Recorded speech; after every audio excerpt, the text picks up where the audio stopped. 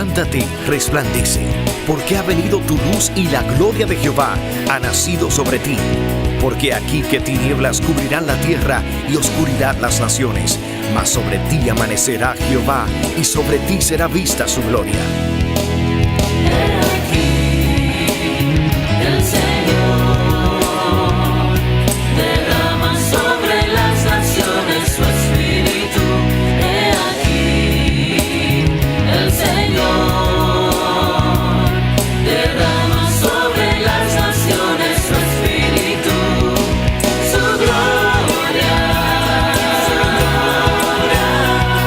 El Ministerio El Amanecer de la Esperanza presenta su programa Voz de Restauración con el pastor Juan Radamés Fernández.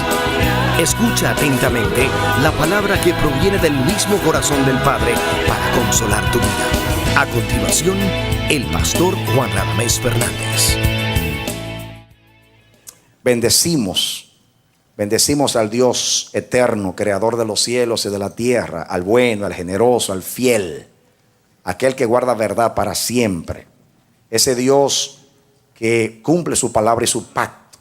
Yo invoco el nombre de ese Dios sobre tu vida para que Dios te bendiga en forma muy especial en este día. La gracia de Dios, como el río que sale de su trono, inunde tu vida y también tu casa, y que hoy sea un día de refrigerio de la presencia del Señor, tiempo de Dios en tu vida y de mucha edificación. Es el deseo nuestro que lo vamos a convertir en una profecía para tu vida, porque está basado en un deseo del corazón de Dios a través de sus promesas, y Dios es fiel.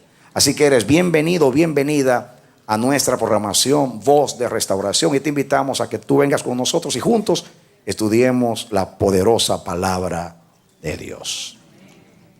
Amados, leamos en el libro de Hebreos, o la epístola a los Hebreos, capítulo 6. Dice así la palabra de Dios, versículo 1. Por tanto, dejando ya los rudimentos de la doctrina de Cristo, vamos adelante a la perfección, no echando otra vez el fundamento del arrepentimiento de obras muertas y de la fe en Dios, de la doctrina de bautismos, de la imposición de manos y de la resurrección de los muertos y del juicio eterno. Y esto haremos si Dios en verdad lo permite. Porque es imposible que los que una vez fueron iluminados y gustaron del don celestial y fueron hechos partícipes del Espíritu Santo, y asimismo gustaron de la buena palabra de Dios y los poderes del siglo venidero, y recayeron, sean otra vez renovados para arrepentimiento, crucificando de nuevo para sí mismo al Hijo de Dios y exponiéndole al vituperio.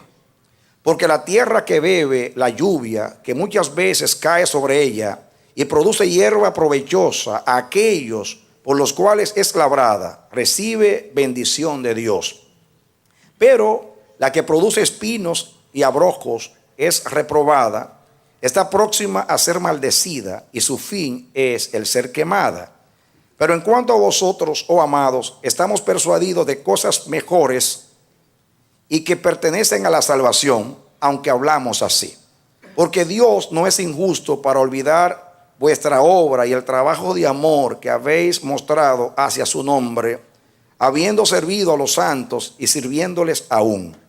Pero deseamos que cada uno de vosotros muestre la misma solicitud hasta el fin, para plena certeza de la esperanza, a fin de que no os hagáis perezosos, sino imitadores de aquellos que por la fe y la paciencia heredan las promesas. Porque cuando Dios hizo la promesa a Abraham, no pudiendo jurar por otro mayor, juró por sí mismo, diciendo: de cierto te bendeciré con abundancia y te multiplicaré grandemente. Y habiendo esperado con paciencia, alcanzó la promesa. Porque los hombres ciertamente juran por uno mayor que ellos, y para ellos el fin de toda controversia es el juramento para confirmación. Por lo cual, queriendo Dios mostrar más abundantemente a los herederos de la promesa la inmutabilidad de su consejo, interpuso juramento, para que por dos cosas inmutables, en las cuales es imposible que Dios mienta, tengamos un fortísimo consuelo, los que hemos acudido para asirnos de la esperanza puesta delante de nosotros, la cual tenemos como segura y firme ancla del alma, y que penetra hasta dentro del velo, donde Jesús entró por nosotros como precursor, hecho sumo sacerdote para siempre, según el orden de Melquisedec. Que Dios nos bendiga como hace siempre a través de la palabra.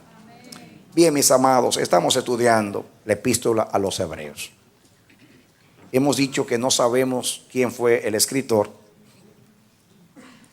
Algunos se le atribuyen al apóstol Pablo, otros a Apolos y otros a Bernabé. No sabemos quién lo hizo, pero sí sabemos que fue inspirada por Dios. El contenido mismo, el espíritu de esta palabra, confirma que la mano invisible de Dios estuvo detrás para que esta epístola llegara a nosotros con tanta revelación. También hemos dicho que el propósito de esta carta fue que parece que en el primer siglo muchos cristianos hebreos se estaban volviendo atrás y estaban dejando el evangelio, ya sea por temor a las persecuciones de los judíos que persiguieron a los creyentes, o ya sea porque los rabinos estaban siendo persuadidos por los maestros de aquellos días, no sabemos, pero el contenido de la carta, el énfasis en la firmeza en la fe, en perseverar en la fe, en guardar la esperanza, en guardar también la profesión, el énfasis en esa amonestación indica que muchos de ellos estaban dando marcha atrás en cuanto a la fe. A pesar de que fue escrita a favor de los hebreos, ha bendecido a la iglesia en todos los siglos. Amén. Repasando lo que hemos estudiado, el escritor, a través del Espíritu Santo, presenta en el primer capítulo a Jesús como superior a los profetas y superior a los ángeles como mensajeros de Dios. De la misma manera, sigue presentando a Jesús como superior a Moisés, capítulo 3. Capítulo 5 termina hablando de la madurez.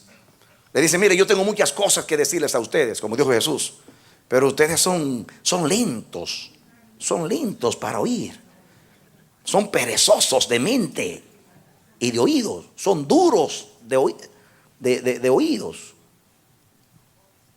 Por eso, en vez de ser maestros, tienen necesidad de que constantemente se les esté enseñando los rudimentos, las cosas elementales de la palabra de Dios. Así termina el capítulo 5 con un reto. Y entonces dice el versículo, el 6:1, por tanto, ese por tanto tiene que decir, quiere decir por lo que se dijo en todo el capítulo anterior.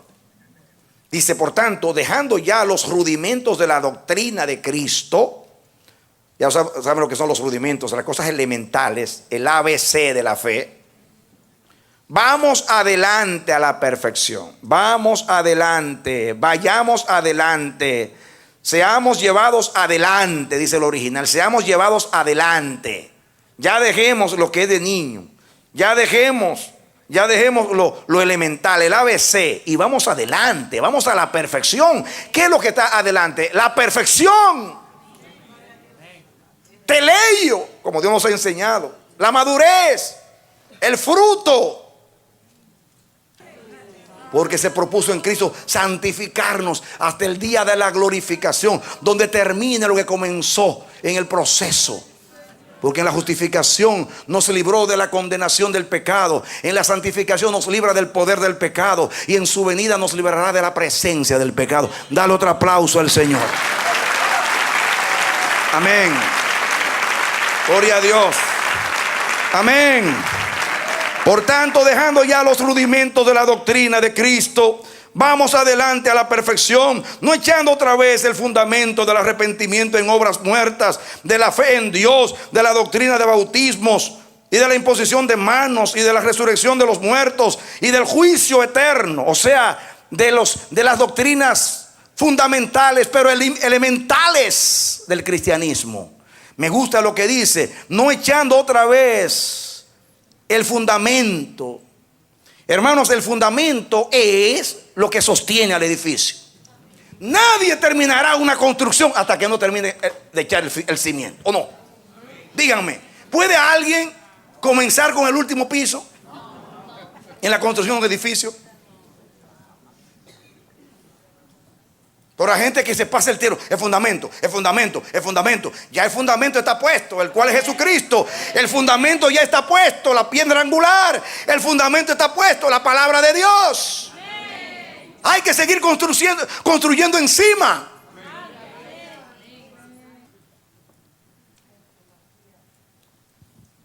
Vamos adelante.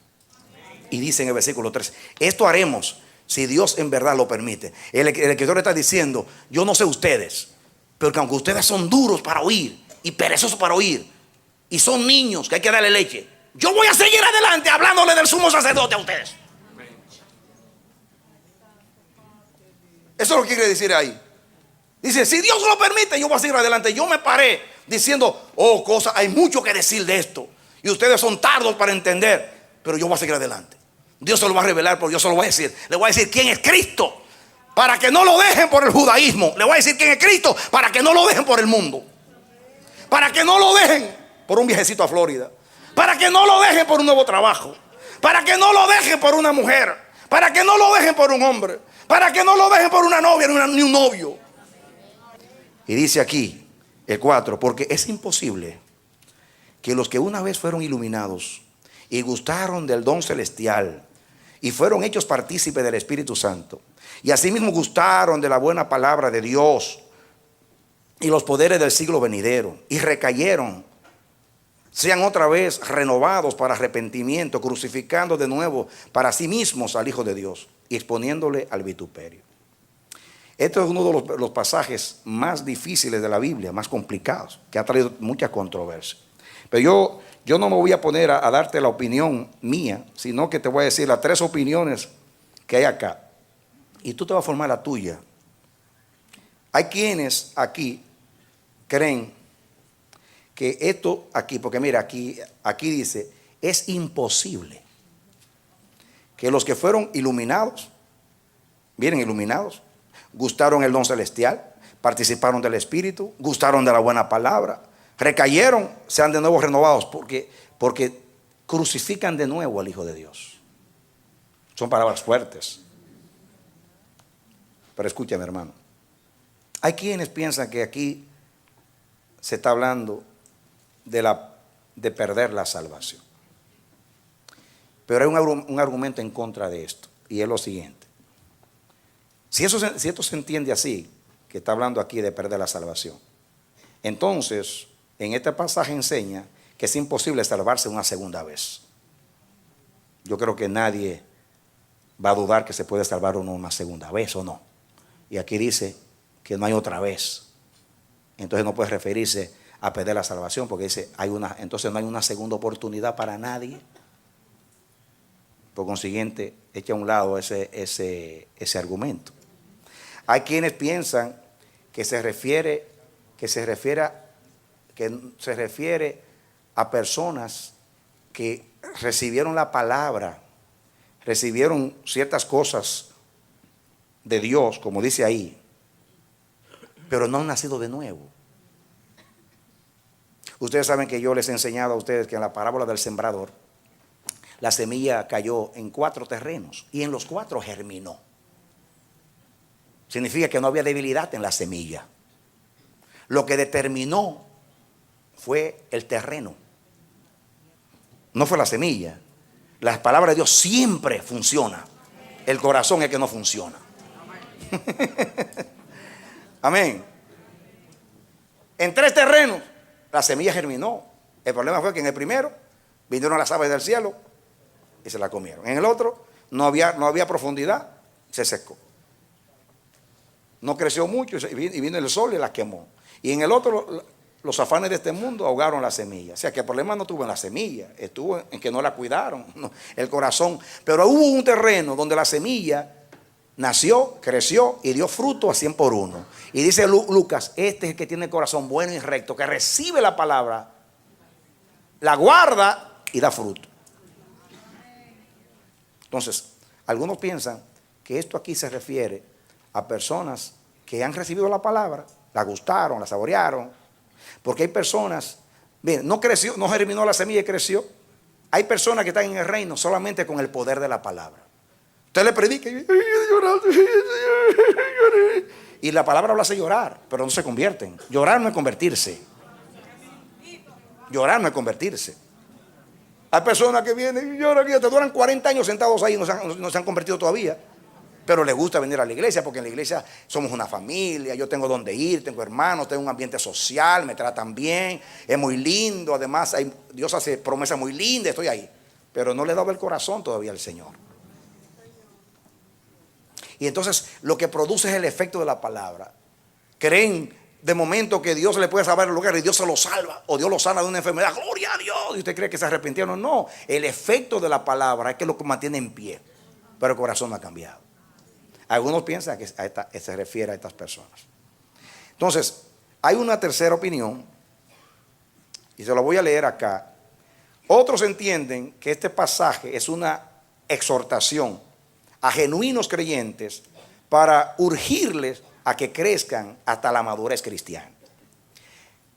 El recaer, que habla ahí, entre comillas, el recaer, es imposible en el sentido de perder la salvación, puesto que de acuerdo con esta opinión, los verdaderos creyentes están eternamente seguros, pero la frase está colocada en el contexto para reforzar la exhortación. Y miren el ejemplo. Es como un profesor, es como que si un profesor dijese en clase a sus alumnos, es imposible para un estudiante, una vez que se ha inscrito en el curso, si da marcha atrás a su reloj, lo cual no se puede hacer, comenzar el curso otra vez. El curso sigue. Por consiguiente, todos los estudiantes deben avanzar hasta el conocimiento más profundo. Según esta opinión, las frases de los versículos 5, 4 y 5, que habla de lo que fueron iluminados, que no gustaron, que participaron del Espíritu, etcétera, que es imposible que sean renovados otra vez. Dice aquí, según esta opinión, las frases de los versículos 4 y 5 se entienden como referidas a la experiencia de la conversión. En otras palabras, en resumen, es una hipótesis del que está hablando. ¿Cómo se sabe? Por el versículo 9. Miren lo que dice el 9. Pero en cuanto a vosotros, oh amados, estamos persuadidos de cosas mejores que pertenecen a la salvación, aunque hablamos así. En otras palabras, aunque estamos hablando así, ustedes tienen las cosas mejores. En otras palabras, ustedes no se van a perder. Es simplemente una exhortación. ¿Por qué? Porque escuchen lo siguiente, nosotros no nos perdemos. Traten de entender este pensamiento. Nosotros no nos perdemos, no porque no tengamos posibilidad de perdernos, sino porque Dios es fiel para evitarlo.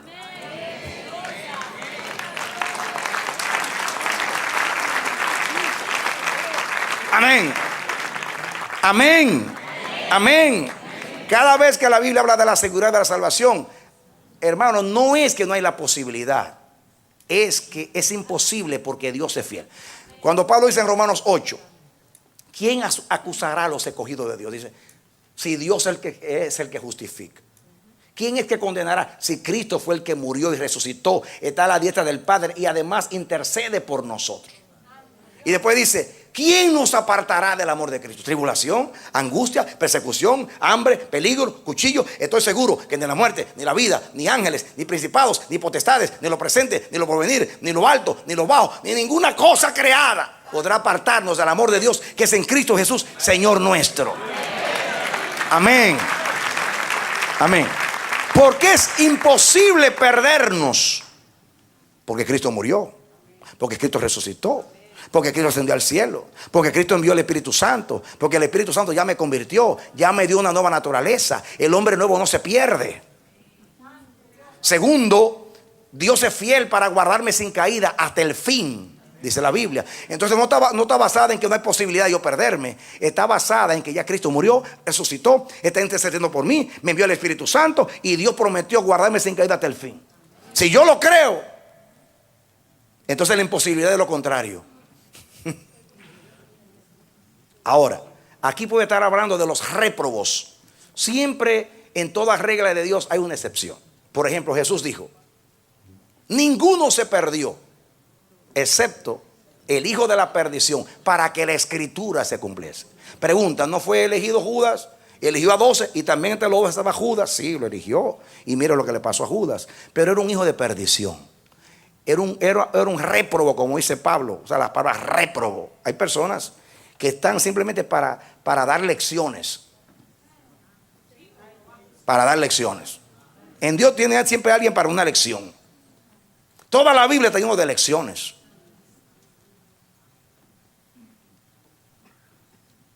Entonces usted tome la opinión que usted quiera. Por eso yo le di la 3, para que usted piénselo como sea. Pero la exhortación sigue. Usted le dice al hijo, por ejemplo: si tú, por estar en las calles, cae en la cárcel, yo te desheredo como hijo. ¿Usted lo hace? No hace nada. Porque más puede el amor de padre que la indignación del corazón. Y la razón por la cual no nos perdimos, no porque no, es que nosotros estábamos perdidos. Y si Dios nos deja, seguimos perdidos. Así que nosotros no pecamos más porque no tenemos más oportunidad.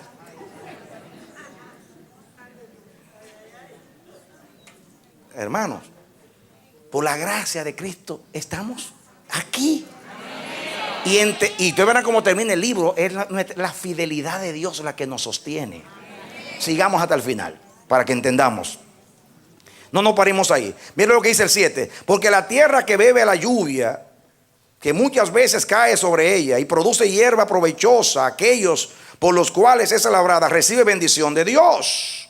En otras palabras, te lo voy a interpretar. La persona que oye a Dios, oye la palabra, siempre le amanece, siempre cae lluvia y siempre está en bendición.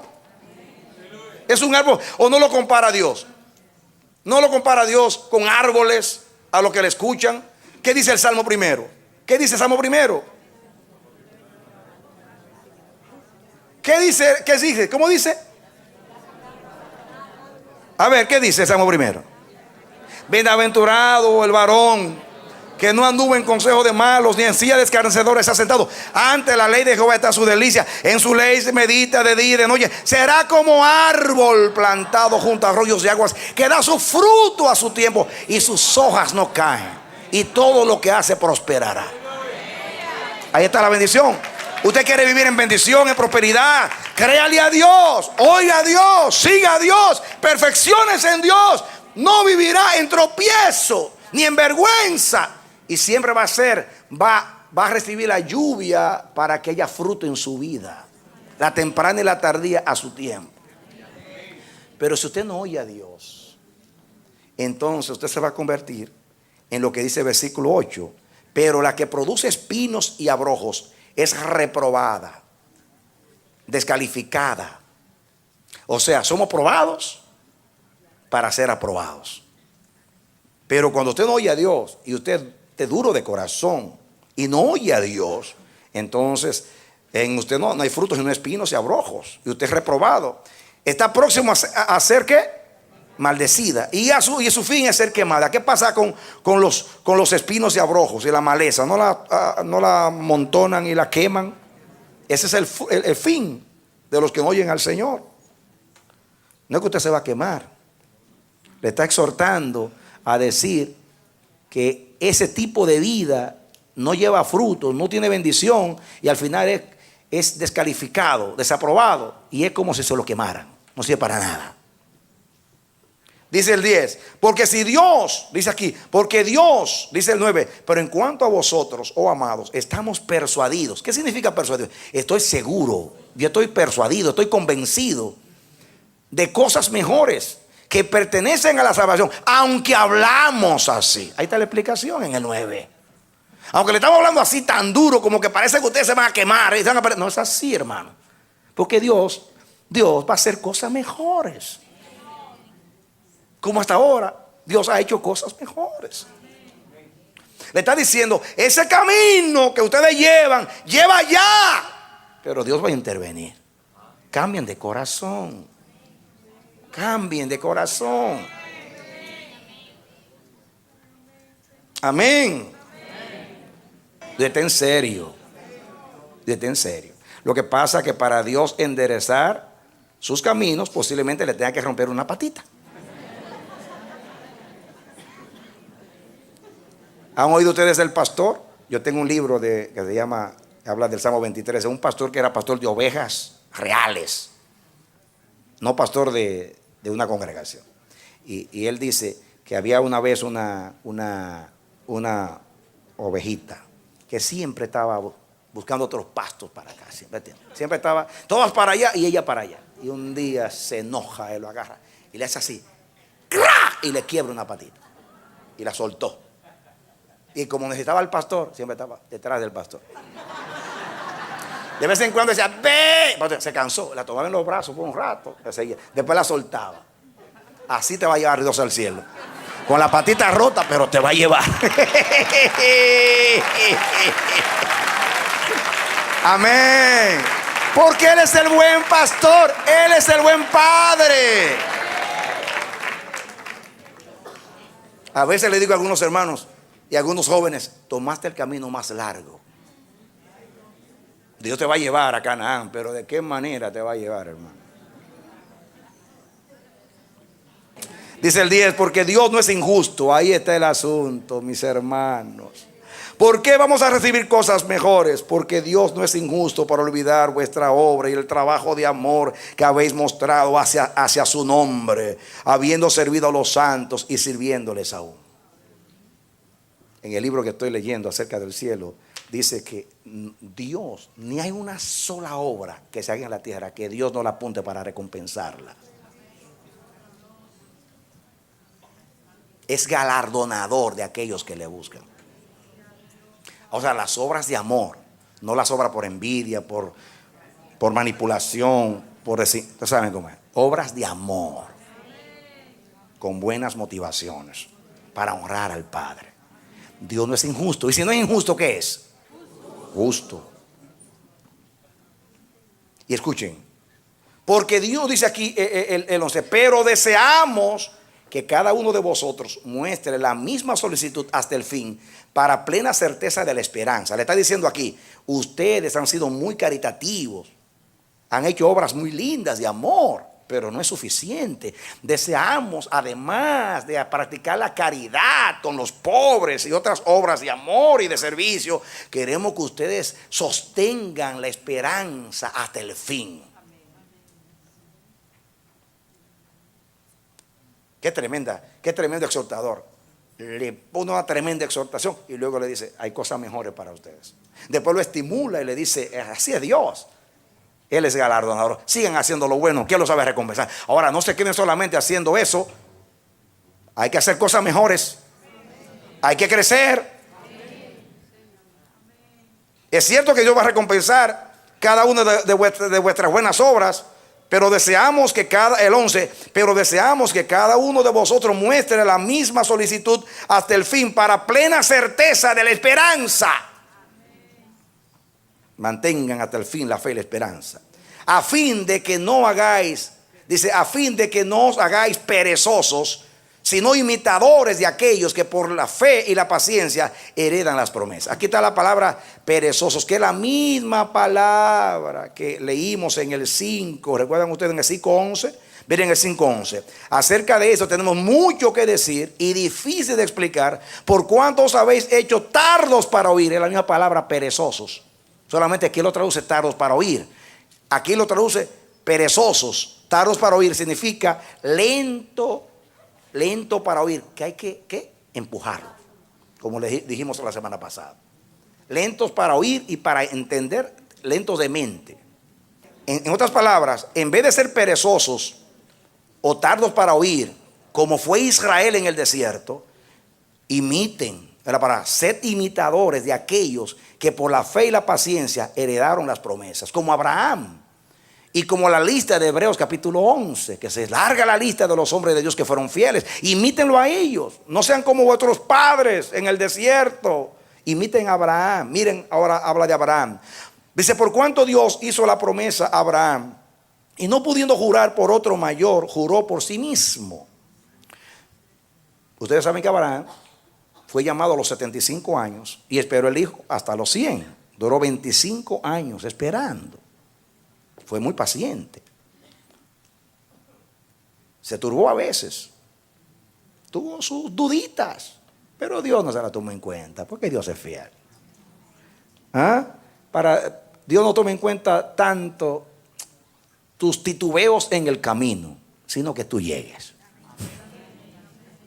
Amén.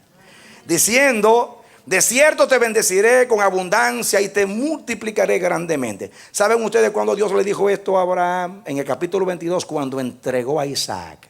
Esto no fue en el capítulo 12 cuando lo llamó. Esto fue cuando entregó en el monte de Moriah a Isaac. Que dijo, por cuanto no me rehusaste a tu hijo, de cierto te bendeciré.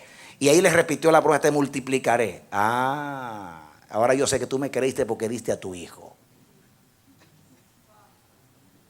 Me entregaste el que esperaste por 25 años. Me diste tu esperanza. Ahora yo te doy la mía. Dice el 14, diciendo, de cierto te bendeciré con abundancia y te multiplicaré grandemente. Dice el 15, y habiendo esperado con paciencia, alcanzó la promesa. ¿Por qué? Porque esperó con paciencia. Amén. ¿Qué es la paciencia? Guardar la fe hasta el final. La paciencia más larga fue la de Noé. 120 años de paciencia. No hay paciencia si no hay fe. Y no hay fe si no hay esperanza. Sigue aquí. Sigan conmigo. Dice 16, porque los hombres ciertamente juran por uno mayor que ellos, y para ellos el fin de toda controversia es el juramento para confirmación.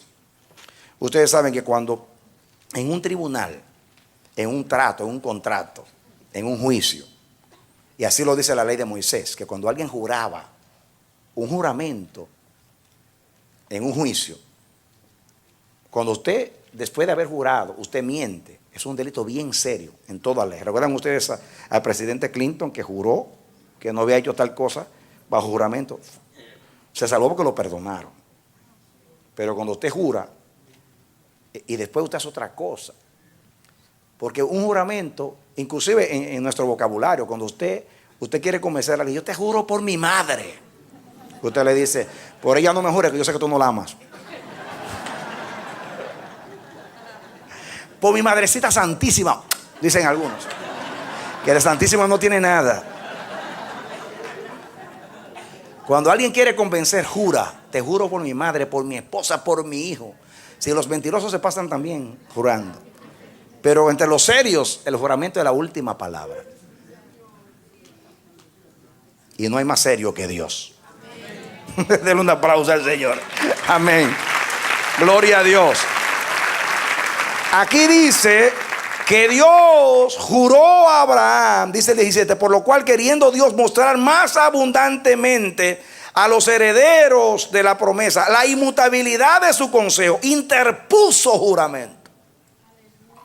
Mis hermanos, el juramento de los hombres se justifica y es necesario, porque los hombres son mentirosos. Inclusive Jesús, para hacernos hombres y mujeres de verdad, nos prohibió jurar. Jesús dijo, sea vuestro hablar sí, sí, no, no, lo demás de mal procede. Cuando un cristiano dice sí, es sí. Dice no, es no. Así debe ser siempre. A veces queremos convencer a la gente y juramos. Y es verdad, el juramento es la última palabra para convencer. Pero Dios aquí no lo hizo para convencer. Dios lo hizo para mostrar a los herederos, que somos nosotros, la inmutabilidad de su consejo. Inmutable es algo que no se mueve ni puede cambiar. ¿Qué es inmutable? Algo que no se mueve ni puede cambiar. Dios es inmutable porque no se mueve ni cambia. Su palabra es igual. Dale otro aplauso al Señor. Amén. Dios no juró para que creyeran más en Él, sino para ayudar nuestra incredulidad. Es como aquel que dijo, el Señor le dijo, ¿tú crees que yo puedo sanarte? Sí, Señor, creo. Ay, Señor, ayuda a mi incredulidad. Hay que ser sinceros con Dios, ¿no? Amén. No, Dios quería enfatizar su palabra. Y Él, como sabe que Él no puede mentir, y el que no puede mentir, jurando, santo Dios, ¿cómo es que no le creemos? Si se atrevió a jurar. Y dice aquí, porque los hombres ciertamente juran, dice, por lo cual queriendo Dios mostrar más abundantemente, diga, lo hizo a favor mío. No fue para que siguiéramos, mis hermanos, no lo hizo por Él, para que crean más en Él. Lo hizo por nosotros, para mostrar más abundantemente a los herederos de la promesa, diga nosotros, la inmutabilidad de su consejo. Aquí la palabra consejo es su propósito, su voluntad, su designio. Interpuso juramento. Y escuchen, para que por dos cosas inmutables, en las cuales es imposible que Dios mienta, tengamos un fortísimo consuelo, los que hemos acudido para asirnos de la esperanza puesta delante de nosotros. Hermanos, ¿cuáles son las dos cosas inmutables por las cuales es imposible que Dios mienta? Diga conmigo, la promesa. Segundo, el juramento. Diga, la primera, promesa. La segunda, juramento. Esas dos cosas nos confirman y reconfirman que el que comenzó la obra la terminará, y que el que ha de venir vendrá y no tardará, y que cumplirá su propósito en nosotros. Y ahí dice, eso nos da un fortísimo consuelo, un fuerte consuelo. Cuando usted esté dudando, diga, ay, Dios lo dijo y Dios juró. ¿Cómo voy a dudar? Si lo dijo y lo juró, ¿cómo voy yo a dudar de esto? Si tengo promesa y juramento, dos cosas inmutables que no cambian ni se mudan, en las cuales es imposible que Dios mienta. Y miren, me gusta la segunda parte de este versículo. Después que dice tengamos fortísimo consuelo, dice, los que hemos acudido para asirnos a la esperanza puesta delante de nosotros. Los que hemos acudido. Algunos piensan que aquí está hablando de las ciudades de refugio, donde se refugiaba alguien cuando cometía un pecado por hierro, que salía corriendo y se metía a la ciudad a buscar refugio.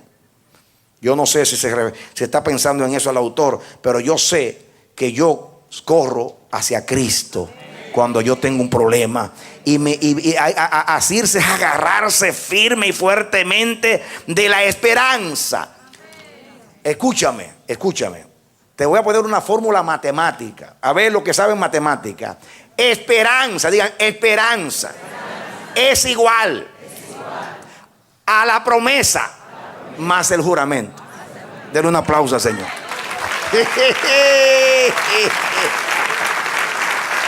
Aleluya. Apréndase la fórmula de la fe.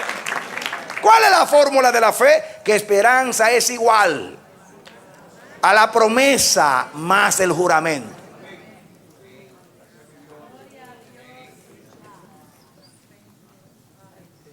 Así que mire, como hacen los moluscos, los animales que se adhieren a las peñas. Y cuando usted va a sacar un molusco de la peña, usted lo ala y se quedan los pedazos en la peña. Así nadie te mueva de la esperanza en Cristo Jesús. Amén. Hay que asirse. Y escuchen ahora. Ahora viene el final para concluir. Aquí es poderosísimo esto. El final. Me voy a preparar para disparar. Dice el versículo 19. Hablando de la esperanza, la cual tenemos como segura y firme ancla del alma. Escúcheme, su alma es un barco anclado en el puerto de la fe.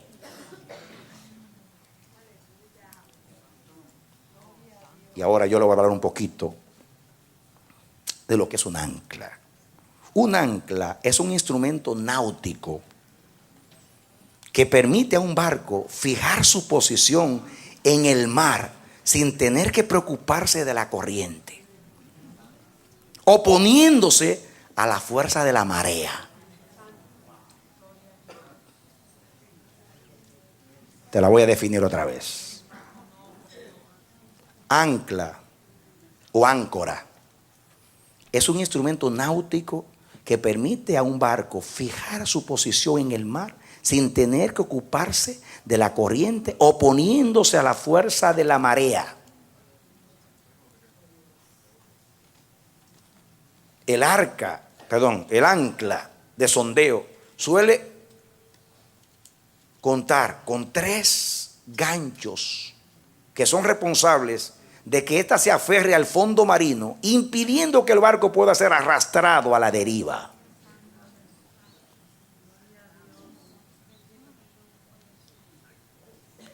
Las anclas más pesadas pueden pesar hasta 3 toneladas. Y 1 tonelada son 2.000 libras, o sea, 1.000 kilos. ¿Sabe lo que son 3 toneladas? En los petroleros o barcos grandes que cargan petróleo, que tienen hasta 100.000 toneladas de peso, las anclas pueden ser hasta de 13 y 15 toneladas y algunas hasta de 20 toneladas. La mía es más grande que todas esas y más pesada. ¿Saben por qué? Porque dice, ¿quién me moverá de Cristo? Entonces, el alma es el barco. El ancla es la esperanza. Te voy a seguir leyendo.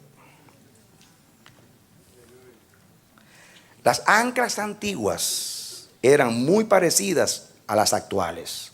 Los ganchos metálicos para aferrarse a las rocas y así aguantar para impedir un naufragio. Los ganchos generalmente tenían 2 y 3 ganchos. ¿Saben ustedes dónde que se aferra el ancla? En la roca, debajo del agua. En otras palabras, el ancla no se ve porque está debajo del agua. Mi esperanza está guardada en los cielos, pero yo la tengo aquí. Ajá. Las anclas las aferran a rocas para cuando en el puerto azoten los vientos huracanados, puede hacer que el barco se tambalee un poquito. Pero escúchame lo que te estoy diciendo. Los barcos, las anclas, la amarran al barco. O sea, amarran el cable de metal al barco. Y entonces el ancla la meten debajo del agua, la aferran ahí a una roca para que no se mueva, para que el barco pueda estar resistiendo las mareas y los vientos. Escúchame esto. Todas las anclas, todas, de todos los barcos que se conocen, tienen un solo cable. Pero la nuestra tiene dos: la promesa y el juramento.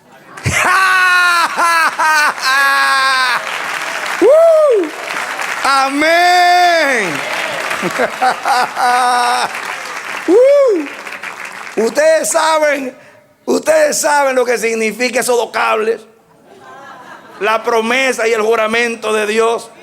Y después anclada en la roca de los siglos, que es Cristo Jesús, en el puerto de la fe. ¡Ay, Señor! Esta es la victoria que vence al mundo, vuestra fe. ¿Y quién es vuestra fe? Cristo. ¿Y quién es la roca? ¿Y cuál es el puerto donde está nuestro barco? ¿No es la fe?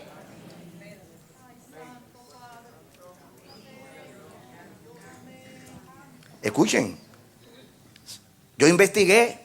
Todos los barcos tienen un solo cable. El ancla nuestra tiene dos, por si acaso. Y no es porque dudamos de la promesa, pero necesitamos el juramento.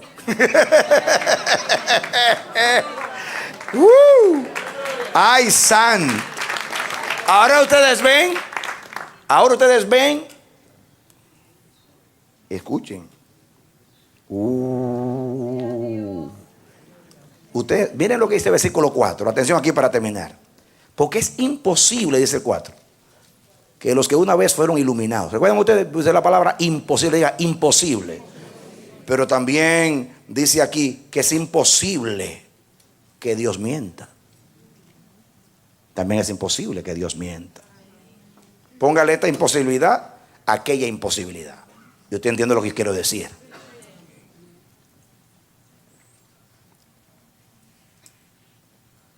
¿Ustedes creen que tu dureza de corazón va a ser más poderosa que la gracia y la misericordia de Dios en Cristo? Yo te digo una cosa a ti: si tú eres un caballo salvaje, la gracia de Dios te va a domar.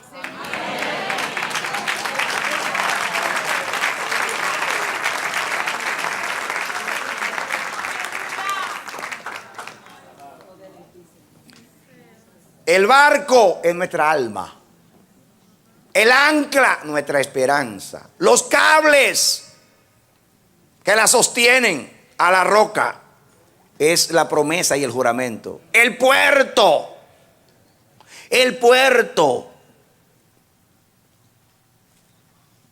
es la fe.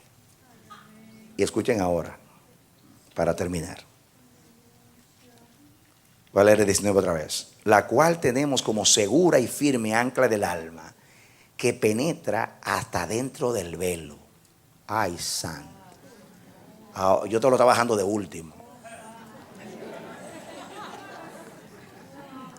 La esperanza nuestra no está a la orilla del puerto de la fe. Después que se amarra en el puerto de la fe, tiene dos cables que van al cielo, donde Jesús, en la misma ruta de Jesús van los cables, siguiendo a Jesús, que fue el precursor. Traspasa el velo. ¿Dónde estaba el velo? En el lugar santísimo, y llega hasta el mismo Dios. ¿Ustedes creen que un barco se le va a zafar a Dios de la mano? ¿Ustedes creen que hay una tormenta que pueda desamarrar ese barco del puerto, cuando dice que los dos cables van directamente y traspasan el velo y llegan a la misma presencia de Dios? Y allá está Jesús con los dos cables en la mano. A la diestra del Padre, imagínate, con los dos cables en la mano. Y el puerto tuyo allá, el alma tuya, a veces turbada con los problemas, está ahí en el puerto. Y Jesús sosteniendo la esperanza y el juramento de Dios en las obras de Él, terminadas, concluidas y aceptadas por el Padre y súper eficientes. Y la está sosteniendo. Dice, ¿quién podrá arrebatarlas de las manos del Padre?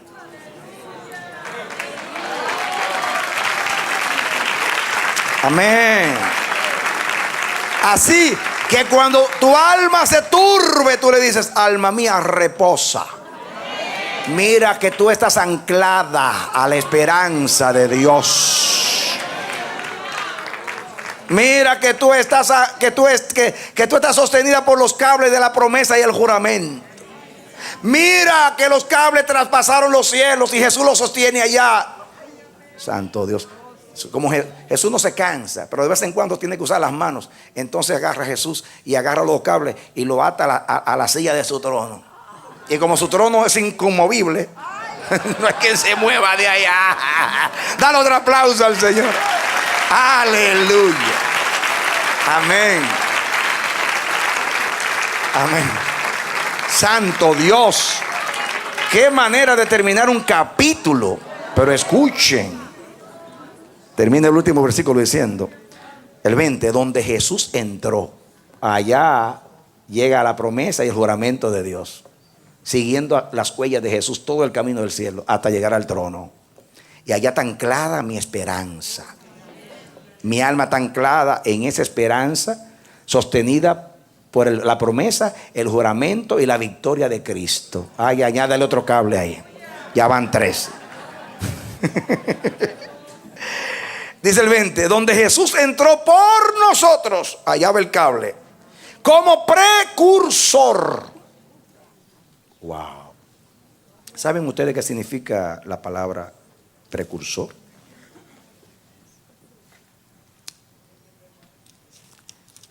Te voy a decir, la palabra precursor en griego significa el que corre delante de otros.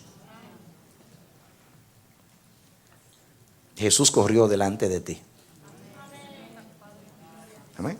En otras palabras, Jesús, cuando tú crees, toma los cables de la promesa y juramento de Dios y se lo lleva con él al cielo.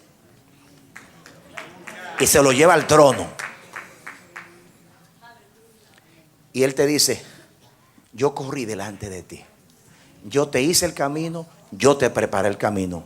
Y yo voy a buscarte para que lo recorramos juntos. Dale un aplauso al Señor. Amén. Amén. Esta palabra precursor se usa para referirse a un explorador que lleva a cabo una tarea de reconocimiento del terreno. Ya Cristo hizo el reconocimiento del terreno camino al cielo. También se usa para hablar de un heraldo, que es aquel que trae un mensaje del rey. Ese es Cristo, un precursor.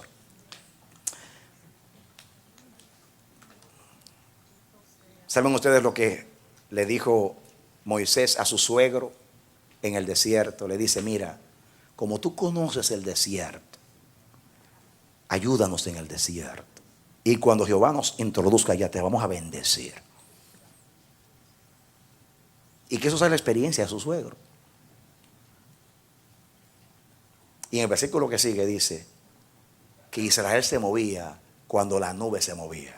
Como diciendo, ay Moisés, tú no necesitas a tu suegro para que te ayude en el desierto. Yo soy la nube que pastorea a Israel. Amén. Pero yo te voy a decir que tú le puedes decir a Jesús, Jesús, como tú conoces el camino y ya lo exploraste, ya yo no tengo temor a andar por él.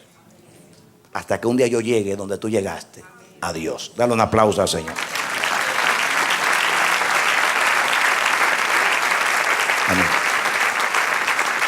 Así que mis hermanos, estas son las cosas mejores que habló en el versículo 9. Pero que queda la exhortación en todo el libro, que no seamos perezosos para oír. Cierra tus ojos y abre tu corazón. Mi hermano, como si Dios hablara por medio mío, te ruego, oye la palabra del Señor. Abre tu corazón, abre tus oídos. Si tú has andado por un camino extraviado, Si tu corazón se ha endurecido y tú has caído en ese estado de letargo, de indiferencia, de apatía, de autosuficiencia, como la iglesia de la Odisea que cree que está bien, la palabra de Dios llega a tiempo a tu vida. La luz de Dios viene y te alumbra y te ilumina. En el nombre de Jesús, yo ruego a Dios que toque tu corazón en este momento.